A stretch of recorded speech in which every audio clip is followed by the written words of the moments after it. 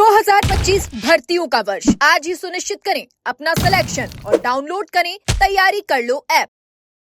देखिए, हाईकोर्ट की तरफ निगाहें थी पूरे देश की, प्रदेश की, और हाईकोर्ट ने 5 तारीख को भी सरकार को फटकार लगाई थी और सरकार गिड़गिड़ाई कि 10 दिन का हमें समय दो, और हाईकोर्ट ने 10 दिन का समय दिया। आज सरकार ने भारत पाकिस्तान का जो मामला हुआ ऑपरेशन सिंदूर, उसका बहाना बना के साहब हमारे मंत्री पूरे नहीं है, उप समिति की बैठक होगी और हम सब लोग इकट्ठा होकर, तो उप समिति तो पहले ही रिपोर्ट दे चुकी, वो डबल तो कैसे देगी? अगर एक बार रिपोर्ट उन्होंने दे दी कि रद्द की जाए तो दोबारा वो तो कह नहीं सकते रद्द नहीं की जाए, वो तो उनके ऊपर वो बनेगा, कंटेम्प्ट बनेगा। एक तरीके न्यायालय में गलत जवाब देना सरकार कोर्ट को गुमराह करने का बहुत बड़ा क्राइम, अपराध बनता है। और ये सिर्फ टाल मटोल कर रहे हैं, इनका एक ही मकसद है कि राष्ट्रीय लोकतांत्रिक पार्टी जो धरना दे रही है यहाँ से उठ के चले जाए गर्मी में, और उसके बाद हमारा कोई नेता आए और बोले भाई जिस तरह किसानों के बिल वापस लिए ना, तो क्रेडिट थोड़ी दिया किसी को, क्रेडिट नहीं दिया था। पहले बीजेपी के नेताओं से सब जगह ट्वीट कराए कि किसान बिल अच्छे हैं, उनको सबको साइडलाइन कर दिया, किसान विरोध में था। और फिर अचानक से प्रधानमंत्री ने क्या किया कि तीनों बिल वापस लिए जाते हैं। चुनाव थे देश के अंदर कई राज्यों में, और आप ये बताएं सरकार को भर्ती तो रद्द करनी पड़ेगी। सरकार को ये भी पता कि आंदोलन हनुमान बेनीवाल कर रहा है, 1 लाख का तो 1 लाख से 10,000 आएंगे, कम नहीं आएंगे, और दिल्ली की ओर भी कूच करेगा। डरी हुई सरकार सिर्फ तंग कर रही है अभ्यर्थियों को, कुछ उन मंत्रियों को जिनके महिला मित्रों के नाम आए, कुछ उन ब्यूरोक्रेट्स को जो इस खेल के अंदर इन्वॉल्व है, जो सीएम को चला रहे हैं। सीएम नए हैं, जानते नहीं हैं, और सीएम भी परेशानी में। गुजरात का जो अभी फीडबैक का कार्यक्रम हुआ, उसके बाद सीएम आप देखिए बिल्कुल अलग तरीके से चलना लग गया मामला राजस्थान के अंदर। ये ना समझोगी सरकार कैसे, तो समझदार व्यक्ति कोई भी नहीं है, इसलिए ये हालात ये बन रहे हैं। अब ये सोच रहे हैं क्या करें हम, क्या जवाब दें। तो एक बार ये धरना समाप्त हो जाए, आंदोलन शांत हो जाए, तो उसके बाद हम खुद ही कह देंगे कि हम इतना भी कोर्ट में भी नहीं छोड़ सकते। अगर ये कह देते हैं भाई कोर्ट ही फैसला करें, तो कोर्ट कह देगा तुम तो अक्षम हो, सरकार सक्षम नहीं है। हाईकोर्ट अगर ऐसी टिप्पणी कर दे तो उसके बाद सरकार अपना आप में चली जाती है। इतना बड़ा आज जो डांट फटकार हाईकोर्ट ने लगाई कि शर्म नहीं आती तुम्हें, और ये भी कहा कि 26 तारीख को अंतिम सुनवाई है, और कोर्ट के ऊपर बहुत बड़ा भरोसा लोगों को। ये कहा कि मैं जितने भी लोग यहाँ इन्वॉल्व है, मंत्री, सब पे वित्तीय जुर्माना भी लगाऊंगा और सबकी जिम्मेदारी तय करूंगा। शायद पहली बार इतनी कड़ी फटकार राजस्थान की सरकार को पहली बार मिली, वित्तीय जुर्माने के साथ आपको आना है, तैयार होकर आ जाए। हमारा आंदोलन जारी रहेगा। देखिए हमारी जीत हुई। आरपीएससी की जिस कॉपी को हमने यहाँ प्रेस के सामने दिया, उसमें आरपीएससी ने नंबर कम करके उसकी रैंक 39 पे डाल दी। उससे हम खुश नहीं है। आखिर हुआ कैसे, कौन चेयरमैन थे, कौन नंबर देने वाला था? आरपीएससी भ्रष्टाचार का अड्डा बन गया। आपने लिखा, प्रिंट मीडिया, इलेक्ट्रॉनिक मीडिया बोली कि सब्जी मंडी भ्रष्टाचार का अड्डा, और उससे भी गई भी स्थिति आरपीएससी की हो गई। सिर्फ 2 मेंबर को पकड़ के डाल दिया, जिनके कोई बोलने वाले नहीं, जिनकी कौम के लीडर नहीं, वो बेचारे जेल के अंदर है, और जिनके आका है उनसे पूछताछ भी आरपीएससी के अंदर नहीं हुई। हम कह रहे हैं आरपीएससी भंग हो, पुनर्गठन हो। मैं उन नेताओं को भी याद दिलाना चाहता हूँ जो बड़ी बड़ी डींग हाँकते थे पिछली कांग्रेस सरकार में। इसमें भी उन मंत्रियों को भी कहना चाहूँगा कि मंत्री पद के ऊपर जरूर अब पहुंच गए नौजवानों के और इस आंदोलन से, लेकिन आपको कड़ाई से बात कहनी चाहिए सरकार को। दिल्ली भी ये समाचार पहुंचाना चाहिए।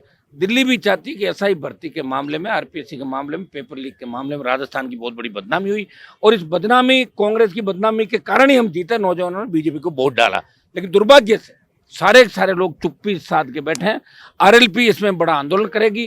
कल हम तय करेंगे कि हमारी रैली की तारीख क्या होगी, और यहाँ हमारा धरना अनिश्चितकालीन जारी रहेगा। राजस्थान में कहाँ प्रदर्शन होंगे, किस तरीके से आगे आंदोलन होगा, तो इस आंदोलन की रूपरेखा कल हम यहीं पे धरना स्थल से आप लोगों को संबोधित करेंगे, और अगला हम आंदोलन की घोषणा करें। हमारा आंदोलन जारी रहेगा। राजस्थान की सरकार को झुकना पड़ेगा, नौजवानों को न्याय दिलाएंगे। सरकार ने एक अच्छी हरकत की कि जो ट्रेनी अभ्यर्थी है उन लोगों से प्रेस कॉन्फ्रेंस यहाँ के मंत्री ने करवाई, और कहा कि देखो साहब हमारी नौकरियां बर्बाद हो जाएगी, हम ये कर लेंगे, वो कर, काउंटर करने के लिए। तो सरकार को शोभा नहीं देता। हम तो बीजेपी को उनका वादा याद दिला रहे हैं कि आप किस मुद्दे पे सरकार के अंदर आए थे, बस इतना सा आप बता दें। यही राजस्थान का जवान चाहता है। वो तो के विष्णु ने करवाई ना, और कोई नाम आएगा तो फिर बता देंगे आपको। आपने पहले जब व्हाइट हाउस में तो कई लोग हाँ करवा दो ना, कौन मना कर, तैयारी बैठा हूँ। तो 25 साल से कानूनी कार्रवाई के लिए मिलेगा, जब दे देंगे जवाब उसका भी, फिर तो पूरा व्हाइट हाउस ही खुल जाएगा कानूनी कार्रवाई की बात आते ही।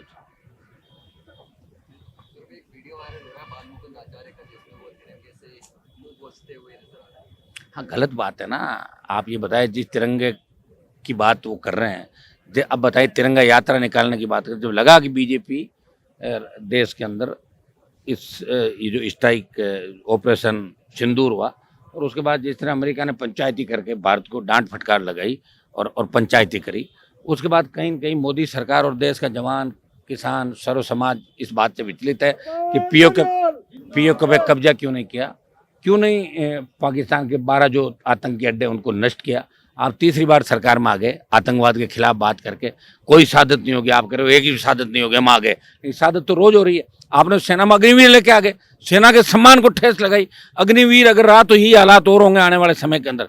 फिर आप कहाँ कहाँ जवाब देते घूमोगे। आगे तो आप लोगों की भूल की वजह से हमने कारगिल के अंदर सैकड़ों हजारों जवान खो दिए, और ये साबित गई आपने अपनी जमीन को छुड़ाने में कारगिल विजय बता दिया। अब यात्राएं निकाल रहे हो, देश का समझ चुका पूरा देश। हाँ, ये सही है कि कांग्रेस में दम नहीं है, विपक्ष कमजोर है, इसका फायदा आपको जरूर मिल रहा है, लेकिन सीटें आप देख लो 230-35 आ गए हो, और अगली बार 150 पे देश के अंदर सीट आएगी भारतीय जनता पार्टी की, अगर यही हालात रहे। बीजेपी का एक नारा है कि खाओ और घुराओ, उनको ये मत बोलो आप खा रहे हो, और कांग्रेस का नारा है कि खाओ और खाने दो। इसी में चला देश भाई, 70 साल यही व्यवस्था देश के अंदर चली। ये दुर्भाग्य है, बाल मुकुंदाचार्य हो, चाहे आपका मंत्री मध्य प्रदेश वाले शाह हो, ये सारे सारे कहीं न कहीं बयान दे के ओछी राजनीति करके सिर्फ इसमें आना चाहते हैं, मीडिया के अंदर आना चाहते हैं, बाकी इनका कोई मकसद नहीं। और लॉटरी खुल गई इनके, मुझे नहीं लगता दोबारा। वो उन मंत्री जी के बारे में तो हमेशा कहते हैं वो तो यही काम करते रहते हैं। जब ये काम करते रहते हैं तो ऐसे लोगों को पार्टी को बचना चाहिए, और सख्त कार्रवाई मंत्री पर होनी चाहिए। और बाल मुकुंदाचार्य भी तिरंगा से मुंह पहुंच लिया तो कड़ी कार्रवाई करते हुए बीजेपी को संदेश देना चाहिए कि आप तिरंगा, भारत माता की जयकारे के साथ आप हर काम शुरू करते हैं। भारत माता तो सबकी है, लेकिन आप ये शो करना चाहते हो भारत माता के रखवाले सिर्फ आप ही हो, तो आप बाल मुकुंदाचार्य पार्टी से बाहर निकालो। तब संदेश जाएगा कि तिरंगे से मुंह पूछने वाला चाहे कोई भी हो, वो अपमान हम सहन नहीं करें, तब बीजेपी का पता लगेगा।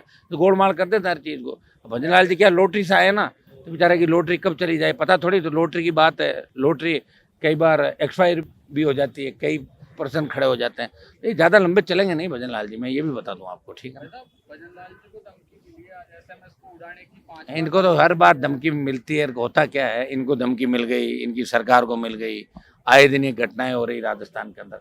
भजन लाल जी को कोई सीरियस नहीं लेता, सारे अधिकारी चलाते हैं सरकार, सारे अधिकारी सरकार चला रहे हैं। दिल्ली से सरकार चल रही है, जगह जगह से कम 1 दर्जन जगह से राजस्थान की सरकार चल रही है। आप खुद हैरान हो जाओगे कि दिन में भजन लाल क्या कहेंगे, दोपहर में क्या कहेंगे और शाम को क्या कहेंगे। ये बात से बदलते रहते हैं।